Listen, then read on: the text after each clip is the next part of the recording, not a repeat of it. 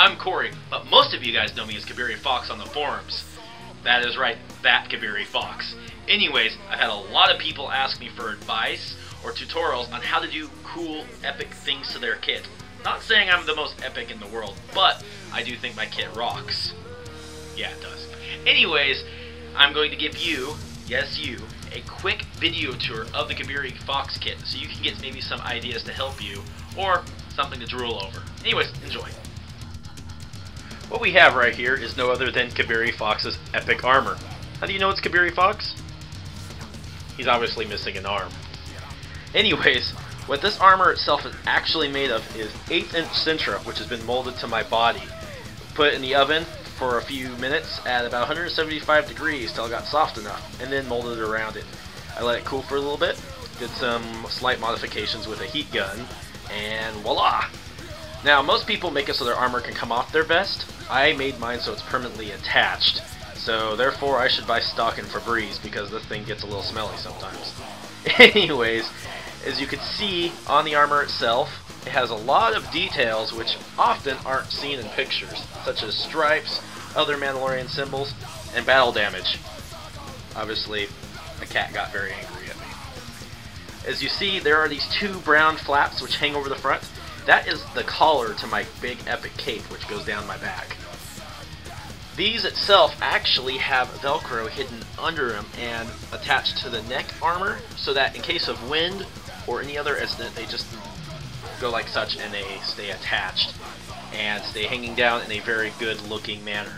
Now I did all my battle damage on here by actually cutting it with a cloth cutter and by throwing it in the dryer for a short period of time so that it frayed. Then I took black spray paint and brown spray paint and silver spray paint, sprayed the living crap out of it, and then threw it in the dryer again. That's how you make your cloth look like it's blown up.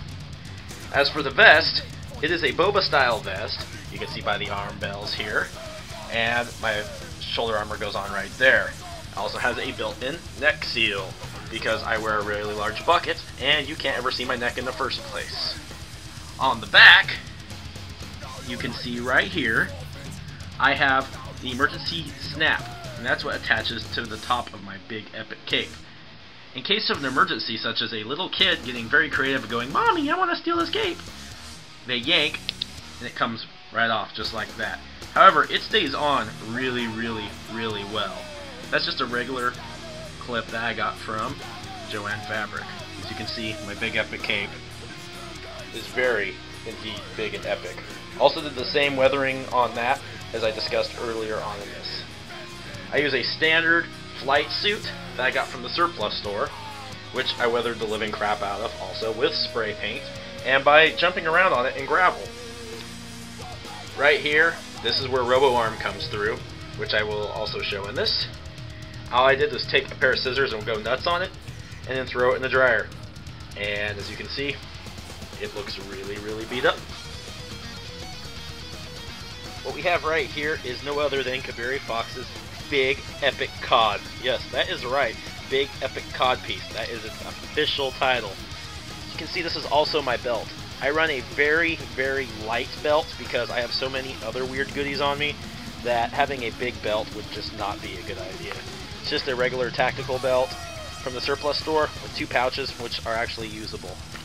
My cod itself is actually made out of Sintra, just like my armor. Just a regular shell like that. I have a strap which goes around. Same thing as with the cape, has the emergency snap just in case it gets hooked on anything. Goes on like such. Now as you can see, this cool stuff on there, that is actually hot glue. I use hot glue and it looks like welds. After you paint over it, it gives it. One key thing to the Kibiri kit is that there's a lot of hidden details all over the kit. For example, on this arm bell, it's actually a very dark green because in my clan I am the Virulor or Virulor, depends however you want to pronounce it. This emblem on here actually is the PR team emblem that the members of the PR team are allowed to support. It's the 2 hands together. Looks kind of funny, but it's rad. Right here is no other than the mighty Cer'kurshi Clan symbol. It's been really blown up and really scuffed up. This also has a dark green trim to represent my rank in the clan. That is right. Right there is my knees. If you don't know what this is, obviously you haven't been around me that much. What I have right here is no other than the legendary Fox 5 Blaster with deluxe keypad. What it actually is a modified Hasbro Boba Fett Blaster. I left on the little nubs here because it gives it more of a non-pistol look, and also the handle's smaller and I have larger hands, so I'm able to grab a hold of it easier. Still has the sound.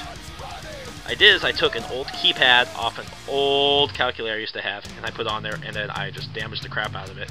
Right now you can see the numbers. Usually you can't, but the paint gets worn off on it. And now for the big guns. That is right. What you see in front of you is no other than the famous RoboArm.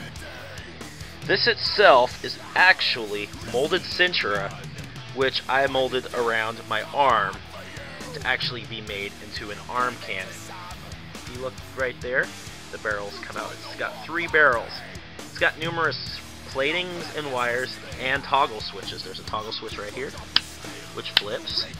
These 2 also are usable. I've got wires that go in here, which go all the way back up into the arm itself. What we have here is a close-up of the top half of the RoboArm. As you can see, there are a crap load of wires inside this thing. I actually added an upgrade earlier on of adding black cloth to the inside to actually go behind it. I used to wear an arm sock to block my skin so you couldn't see it, but this also adds padding and comfort so I can wear this for hours. So you can see there's a lot of wires. What we have here is actually my boots that I use. They are modified, as I learned later on, Anakin boots. They're the cheap imitation ones, however they're actually really well built.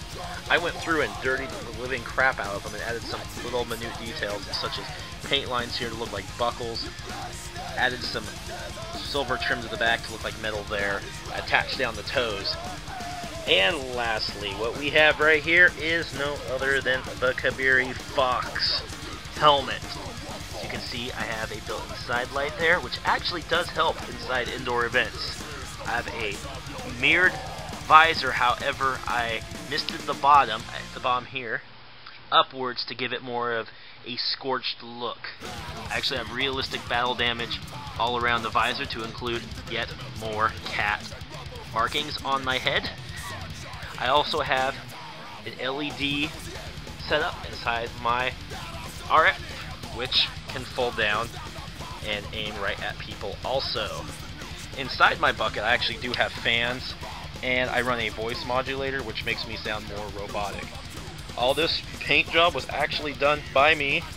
I mastered my own way of doing scorching, and as you can see here on the back, I cut out the keyholes, and I put in this computer chip